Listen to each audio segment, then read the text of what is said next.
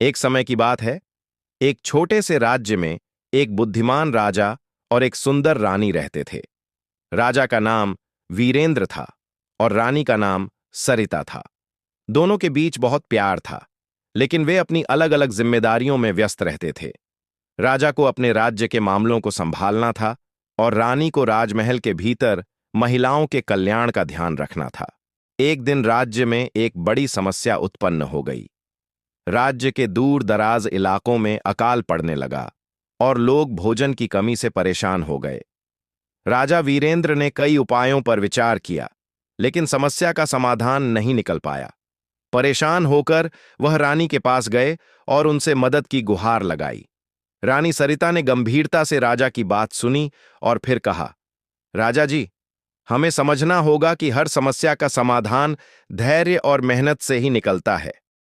हमें अपने लोगों के लिए कुछ करना होगा, लेकिन सिर्फ अपनी स्थिति को देखकर नहीं, बल्कि लोगों की जरूरतों को समझकर। रानी ने अपनी टीम के साथ मिलकर दूर दराज इलाकों में खाद्य सामग्री और पानी पहुंचाने के लिए एक योजना बनाई।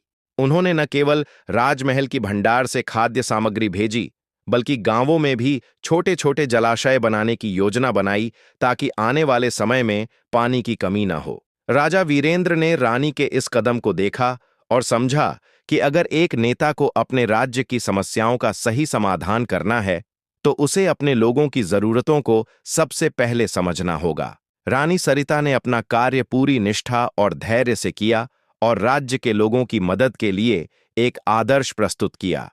कुछ ही महीनों में रानी के द्वारा की गई मेहनत रंग लाई। राज्य में अकाल की स्थिति कम होने लगी और लोगों की जीवन शैली में सुधार हुआ। रानी और राजा दोनों की संयुक्त मेहनत ने राज्य को संकट से बाहर निकाला। लोग रानी को मां की तरह पूजने लगे, क्योंकि उन्होंने न केवल राज्य की समस्याओं का समाधान किया, बल्कि लोगों को यह भी सिखाया कि अगर दिल में इरादा मजबूत हो, तो किसी भी समस्या का समाधान संभव है। राजा वीरेंद्र ने रानी से कहा, आपने मुझे यह सिखाया कि नेतृत्व केवल शक्ति और धन से नहीं, बल्कि दिल और धैर्य से आता है। आप असली प्रेरणा हो। रानी मुस्कुराई और बोली, सच्चा नेतृत्व तो अपने लोगों की सेवा में छिपा होता है।